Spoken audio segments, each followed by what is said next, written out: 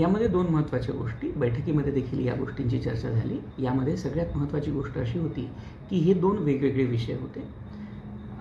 दादरवरनं जी रत्नागिरीला जाणारी गाडी होती ही 2021मध्ये कोविडनंतर ज्यावेळेस ही परत गाडी सुरुवात झाली त्यावेळेस आपण या गाडीला दिव्यावरनं रत्नागिरीसाठी चालवलं होतं.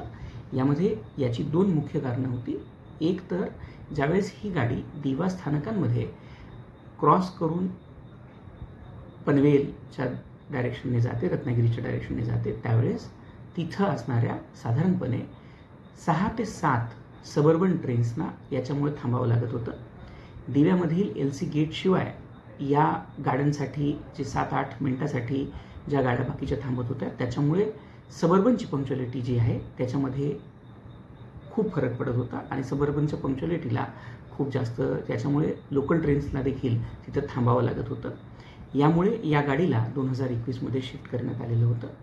यानंतर दुसरी महत्त्वाची गोष्ट त्यांच्या जी निदर्शनास आणून देण्यात आली की ही जी दादरवरनं चालणारी गोरखपूर गाडी ज्याच्यासाठी त्यांच्या असं काहीतरी नरेटिव्ह काही लोकांच्याद्वारे चालवलं गेलं होतं की ही दादरवरनं गाडी ही नवीन गाडी आहे किंवा या गाडीमध्ये कोकणच्या गाडीला शिफ्ट करून हे करण्यात आलेलं आहे. हे नरेटिव्ह पूर्णतः चुकीचं होतं. ही गाडी पूर्वी लोकमान्य टिळक टर्मिनसवरनं चालवली जायची. लोकमान्य टिळक टर्मिनसवरनं जेव्हा ही गाडी चालवली जात होती त्यावेळेस ही गाडी 22 कोचनी चालवली जायची. आपण 2022मध्ये लोकमान्य टिळक टर्मिनसला पूर्णतः LHB कोचेसचं जे मेंटेनन्सचा डेपो आहे तो बनवला होता.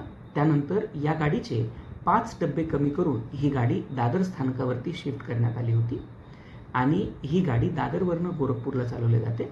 दादरवरनं गोरखपूरला जाताना ही गाडी व्हाया इगतपुरी जात असल्यामुळे या गाडीला दिवा स्थानकावरती क्रॉसिंग करण्याची आवश्यकता पडत नाही.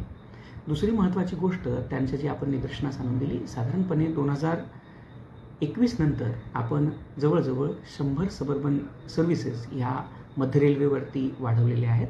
या सर्व सबर्बन सर्व्हिसेसच्या वाढीमुळे आपण प्रवाशांची जास्तीत जास्त सोय व्हावी हा आपण प्रयत्न करतो आहोत.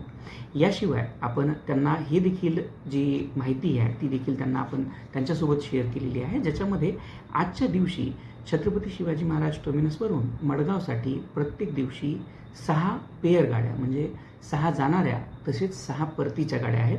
लोकमान्य टिळक टर्मिनसवरनं मडगावसाठी 8 जाणाऱ्या आणि 8 परतीच्या गाड्या आहेत. दादरवरनं देखील मडगावसाठी 1 पेअर, 1 जाणारी आणि 1 वापस येणारी गाडी आहे. कल्याणवरनं मडगावसाठी 4 गाड्या आहेत आणि सोबतच दिव्यावरून रत्नागिरीसाठी आणि सावंतवाडीसाठी 1-1 अशा 2 गाड्या आहेत.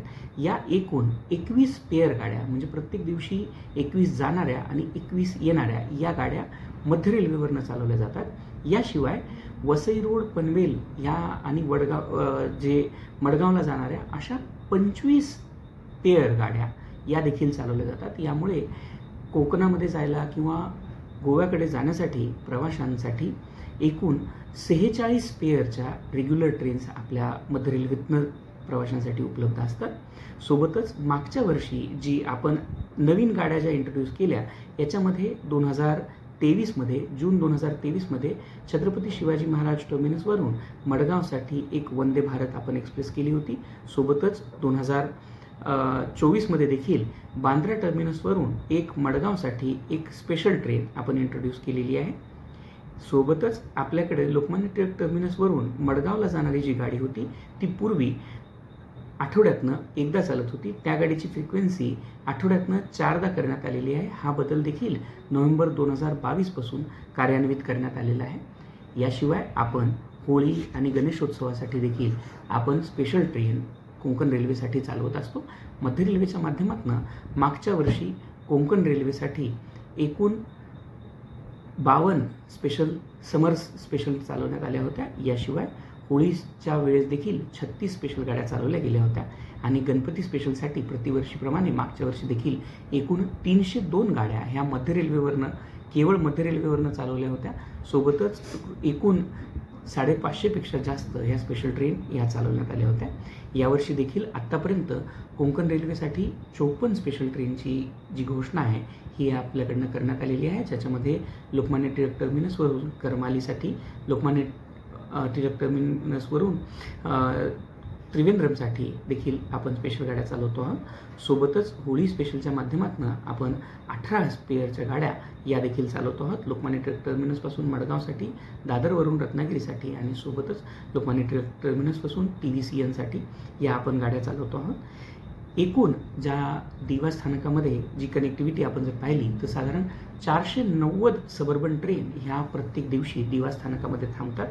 एकूण मुंबईमध्ये 796 सबर्बन सर्व्हिसेस या दादर स्थानकावरती थांबतात. त्याच्यामुळे प्रवाशांना तिथे आवश्यक ती ट्रान्सपोर्टेशनसाठीच्या सोयी ज्या त्या उपलब्ध आहेत. बैठकीमध्ये उपस्थित केलेल्या मागण्याच्या संदर्भात निश्चितच विचार करणार आहोत आणि त्याच्यावरती योग्य ती कारवाई करणार देखील आहोत.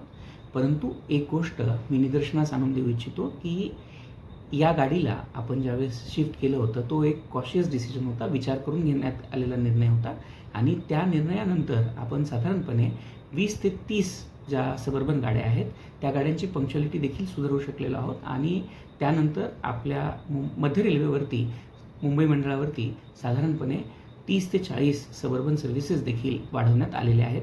या सर्व गोष्टी लक्षात घेऊन आपल्याला याच्यामध्ये जास्तीत जास्त उत्तम काय उपाय आपण काढू शकतो याचा नक्कीच प्रयत्न केला जाईल. मध्य रेल्वेकडनं कुठल्याही प्रकारची मागच्या 4 वर्षामध्ये कुठलीही गाडी कॅन्सल करण्यात आलेली नाही. कोविडमध्ये केवळ कोविडच्या नंतर 2021मध्ये फक्त दादरवरनं रत्नागिरीला जाणारी जी गाडी होती ती गाडी दादर रत्नागिरीऐवजी दिव्यावरनं रत्नागिरीसाठी चालवण्यात आलेली आहे. कुठल्या या मी जसं आपल्याला आता सांगितलं कोकण रेल्वेसाठी मागच्या 3 वर्षामध्ये 2 स्पेशल गाड्या चालवण्यात आलेल्या आहेत आणि एका गाडीची फ्रिक्वेन्सी आठवड्यातनं एकदापासून वाढवून आठवड्यातनं 4दा करण्यात आलेली आहे. त्याच्या माध्यमातून जास्तीत जास्त प्रवाशांना आपण तिथं प्रवास करता येईल याचा प्रयत्न करतो आहोत. यामध्ये एक छत्रपती शिवाजी महाराज टर्मिनसवरनं वंदे भारत देखील चालवण्यात येते आहे. ती प्रत्येक दिवशी गाडी चालवण्यात येते.